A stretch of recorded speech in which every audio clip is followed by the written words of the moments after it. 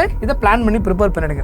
So just ஒரு overview நான் காமிக்கிறேன் என்ன மாதிரி கொஷின்ஸை வந்து இந்த செக்ஷனில் அதிகமாக கான்சன்ட்ரேட் பண்ணுறாங்க. பேண்ட் தியரி அப்படின்னு பார்த்தீங்கன்னா ஜென்ரலாக பேண்ட் கேப் எனர்ஜி கண்டக்டர்ஸுக்கு எப்படி இருக்கும், இன்சுலேட்டருக்கு எப்படி இருக்கும், செமி கண்டக்டருக்கு எப்படி இருக்கும், இந்த different energy level diagram.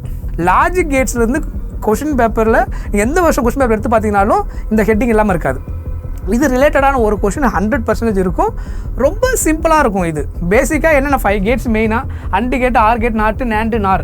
So இது 2 கேட்டு யூனிவர்சல் கேட்டுன்னு பேர். இதனுடைய சிம்பிள் தெரியணும், இதனுடைய எக்ஸ்பிரஷன். வணக்கம் வணக்கம் மை டியர் ஸ்டூடெண்ட்ஸ், நான் உங்கள் விஜய் சார். இந்த வீடியோவில் ஆக்சுவலாக நம்ம என்ன பார்க்க போகிறோம் அப்படின்னா செமி கண்டக்டர் சாப்டரை எப்படி ப்ரிப்பேர் பண்ணணும், எப்படி செமி கண்டக்டரில் வரக்கூடிய எல்லா கொஸ்டினும் கரெக்டாக அட்டன் பண்ணுறது, எந்தெந்த செக்ஷனுக்கு அவங்க அதிகமாக இம்பார்ட்டன்ஸ் கொடுக்குறாங்க, அப்புறம் நம்பர் ஆஃப் கொஷின்ஸ் எவ்வளோ வருது, அப்புறம் எப்படி வந்துட்டு இந்த சாப்டரில் இருக்கிற எல்லா கொஷினும் நம்ம கரெக்டாக அட்டன் பண்ணி ஃபுல் மார்க் வாங்குறது, அதுக்கு பிளானிங் எப்படின்றத நம்ம அங்கே பார்க்க போகிறோம். சரியா? ஏன்னா இந்த chapter high weightage chapter and easy chapter. சிலபஸும் ரொம்ப கம்மி, ப்ராப்ளம் ரொம்ப கம்மி. ஏன்னா இதில் அதிகமாக ப்ராப்ளம் வராது, ஃபார்முலா கிடையாது, கம்ப்ளீட்டாக கான்செப்டை பேஸ் பண்ணி தான் இருக்கும். சரியா? சரி வாங்க, என்னென்ன முக்கியமான ஹெட்டிங் இருக்கிறத ஃபஸ்ட் நம்ம பார்ப்போம். ஸோ இதில் மெயினாக நம்ம 3 ஹெட்டிங்கை நம்ம பிரிச்சிடறோம்.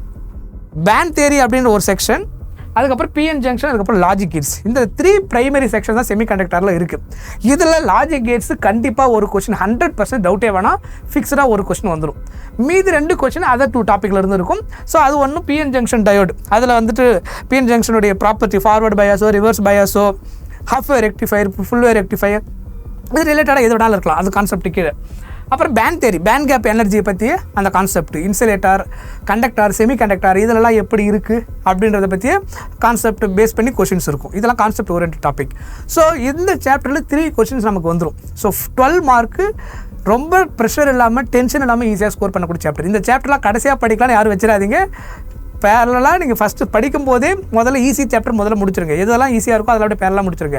ஸோ செமி கண்டக்டர், அப்புறம் மாடர்ன் ஃபிசிக்ஸு, இதெல்லாம் வந்துட்டு நமக்கு கொஞ்சம் ஈஸியான chapter compare with other chapters.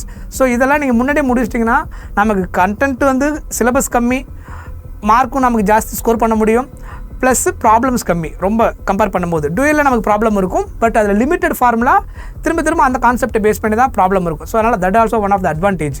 சொல்கிறது புரியுதா? ஸோ அப்போ இந்த மாதிரி நீங்கள் முதல்ல இதை பிளான் பண்ணி ப்ரிப்பேர் பண்ணிடுங்க.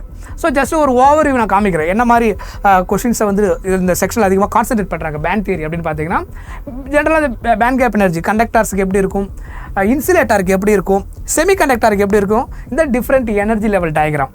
ஓகேவா? இது பேஸ் பண்ணி அடிக்கடி கம்பாரிசன் கொஷின் கேட்கலாம். அதுக்கப்புறம் செமி கண்டக்டரில் பர்டிகுலராக பேண்ட் கேப் எனர்ஜியோட கிரேட்டராக இருந்துச்சுன்னா அந்த எலக்ட்ரான் எப்படி டிரான்சிஷன் ஆகுது, ஸோ அதை எக்ஸைட் ஆகுது, எப்படி எக்ஸைட் ஆகுது, அப்புறம் எப்படி டிரான்சிஷன் ஆகுது, இது ரிலேட்டட் கொஷின்ஸ். ஓகேவா?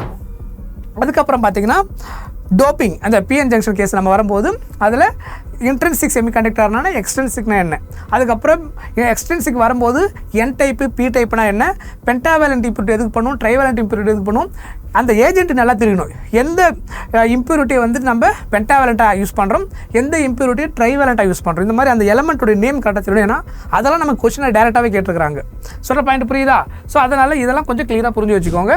அதுக்கப்புறம் பிஎன் ஜங்ஷன் எப்படி ஒர்க் ஆகுது, ஃபார்வர்ட் பயாஸில் அது எப்படி இருக்குது, ரிவர்ஸ் பயாஸில் எது எப்படி இருக்குது. ஸோ அதனுடைய முக்கியமான எல்லா பாயிண்ட்ஸும் இந்த சாப்டர் நம்ம டிஸ்கஸ் பண்ணி டீட்டெயிலாக மறுபடியும் பார்ப்போம்.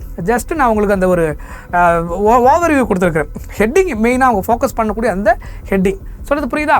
ஸோ அப்போ இதை கொஞ்சம் தெளிவாக நீங்கள் தெரிஞ்சு வச்சுக்கணும். அதுக்கப்புறம் அடுத்து ரொம்ப முக்கியமான ஹெட்டிங் பார்த்தீங்கன்னா லாஜிக் கேட்ஸ். லாஜிக் கேட்ஸ்லேருந்து கொஷின் பேப்பரில் எந்த வருஷம் கொஷின் பேப்பர் எடுத்து பார்த்தீங்கன்னாலும் இந்த ஹெட்டிங் இல்லாமல் இருக்காது. இது ரிலேட்டடான ஒரு கொஷின் 100% இருக்கும். ரொம்ப சிம்பிளாக இருக்கும். இது பேசிக்காக என்னென்ன 5 கேட்ஸ் மெயினாக அண்டு கேட், ஆர் கேட், நாட்டு, நேண்டு, நார். ஸோ இது 2 கேட்டு யூனிவர்சல் கேட்டுன்னு பேர். இதனுடைய சிம்பிள் தெரியணும், இதனுடைய எக்ஸ்பிரஷன். ஓகேவா? இந்த எக்ஸ்பிரஷன், அதாவது பூலியன் லாஜிக் எக்ஸ்பிரஷன் நம்ம சொல்லுவோம். அந்த எக்ஸ்பிரஷன் அது எப்படி ஒர்க் ஆகுது, மல்டிப்ளை பண்ணும்போது எப்படி பண்ணணும், அடிஷன் எப்படி பண்ணணும், இந்த மாதிரி A dot B bar, A + B பார்னா என்ன, எந்த கேட்டுக்கு அதை யூஸ் பண்ணணும், அது என்னோட இன்புட்டுக்கு ஏற்ற மாதிரி அவுட்புட் எப்படி அது கொடுக்கும், இதெல்லாம் லாஜிக் கேட்ஸில் தெளிவாக தெரிஞ்சு வச்சுக்கணும். ஸோ என்ன பண்ணியிருப்பாங்க, நமக்கு வந்துட்டு மல்டிபிள் கேட்ஸை கனெக்ஷன் கொடுத்துருவாங்க. அப்போ நம்ம ஏதோ ஒரு இன்புட் கொடுத்தோன்னா அவுட்புட் வந்துட்டு அந்த கேட்டுக்கு ஏற்ற மாதிரி அவுட்புட் எப்படி வந்திருக்குது அப்படின்னு கேட்பாங்க. இல்லைனா எந்த கேட்டோட ஈக்குவலண்ட் அவுட்புட் அப்படின்னு கேட்கலாம். ஸோ அந்த மாதிரி அவங்க ஏதோ ஒரு இன்புட் கொடுத்துட்டு அதோட இந்த கனெக்ஷனுக்கு எப்படி இருக்கும் ஃபைனல் அவுட்புட், இந்த மாதிரி டிஃப்ரெண்ட் டைப்ஸ் ஆஃப் கொஷின்ஸ் வந்துட்டு இது ரிலேட்டடாக கேட்பாங்க. நீங்கள் நிறைய ப்ரீவியஸ் இயர் கொஷின் எடுத்து அட்டன் பண்ணாலே உங்களுக்கு தெரியும் இதில் வரக்கூடிய கொஷின் ரொம்ப சிம்பிளாக இருக்குது அப்படின்றது உங்களுக்கே தெரியும். ஸோ லாஜிக் கேட்ஸு, அதுக்கப்புறம் முன்னாடி பார்த்த பிஎன் ஜங்ஷன், அப்புறம் பேண்ட் தியரி, இது ரிலேட்டடாக தான் மொத்தமாக ஹெட்டிங் அது. ஸோ 3 கொஷின்ஸ் அப்படியே ப்ரெஷர் இல்லாமல் ஹார்ட் ஒர்க் ரொம்ப பண்ணாமல் ஸ்மார்ட் ஒர்க் ப்ராப்பராக பண்ணி நிறைய அந்த கான்செப்ட் கிளியராக ப்ரிப்பேர் பண்ணி ப்ரீவியஸ் இயர் கொஷின்ஸு கொஞ்சம் மாடல் கொஷின்ஸ்லாம் எடுத்து ப்ராக்டிஸ் பண்ணிங்கனாலே இந்த சாப்டரை நீங்கள் ஒரு 2 தடவை படித்தாலே தரவாயிடும். ஸோ அதுக்கப்புறம் நிறைய கொஷின்ஸ் ப்ராக்டிஸ் பண்ணாலே போதும். ஏன்னா அவ்வளோ ஈஸி இந்த சாப்டரில் வரக்கூடிய கொஷின் அட்டன் பண்ணுறது. ஸோ நமக்கு கால்குலேஷன் கம்மியாக இருந்தாலே டைம் சேவ் ஆகிடும் கரெக்டாக. ஏன்னா ப்ராப்ளம் தான் நமக்கு டைம் ஓடும். ஸோ இந்த சாப்டர் கால்குலேஷன் இல்லைன்றது one of the advantage and also easy chapter. So அதனால் இது அப்புறமா படிச்சிக்கலான்னு யாரும் தயவு செஞ்சு பிளான் பண்ணாதீங்க. இப்போ ஃப்ரெஷ்ஷாக யாராவது ஆரம்பிக்கிறீங்க இல்லை இன்னும் யாராவது படிக்காமல் இருக்கிறீங்கன்னா வேலையாக இந்த சாப்டரை முதல்ல படித்து முடிச்சுருங்க, தரவு பண்ணிவிடுங்க. அதுக்கப்புறம் மற்ற நீங்கள் அடிஷ்னலாக வேறு என்ன சாப்டர் உங்களுக்கு ஈஸியாக இருக்கும் அது வெயிட்டேஜாக ஏற்ற மாதிரி நீங்கள் பிளான் பண்ணி ப்ரிப்பேர் பண்ணிக்கோங்க. ஸோ அது உங்களுக்கு ரொம்ப யூஸ்ஃபுல்லாக இருக்கும். பர்டிகுலராக ப்ராப்ளம் ரொம்ப அதிகமாக ஸ்ட்ராங்காக இல்லை, எனக்கு ஃபார்முலா கால்குலேஷன்லாம் கொஞ்சம் வீக் அப்படின்றவங்களாம் இந்த மாதிரி ஸ்கோரிங் சாப்டர் முதல்ல தரவு பண்ணிடணும். அதெல்லாம் அப்புறமா படிக்கணும்னு விட்டு வைக்கக்கூடாது. முதல்ல இதை தரவு பண்ணிட்டீங்கனாலே ஒரு கான்ஃபிடன்ட் கிடச்சிடும். ஒரு 3 கொஸ்டின் நம்மளால் அட்டன் பண்ண முடியும், ஒரு 12 மார்க் ஈஸியாக சொல்லியாக வாங்கிடலாம் அப்படின்னு ஒரு நம்பிக்கை அது கொடுத்துரும். சரியா? ஸோ இப்போ உங்களுக்கு ஒரு கிளாரிட்டி கிடச்சிருக்கு இந்த டாபிக், இந்த சாப்டர் எப்படி படிக்கணும் அப்படின்னு சொல்லிட்டு. Okay, so thank you so much. அடுத்த வீடியோ நம்ம வேறு முக்கியமான ஒரு சப்ஜெக்ட்டை பற்றி டிஸ்கஸ் பண்ணுவோம். Okay, thank you. பை.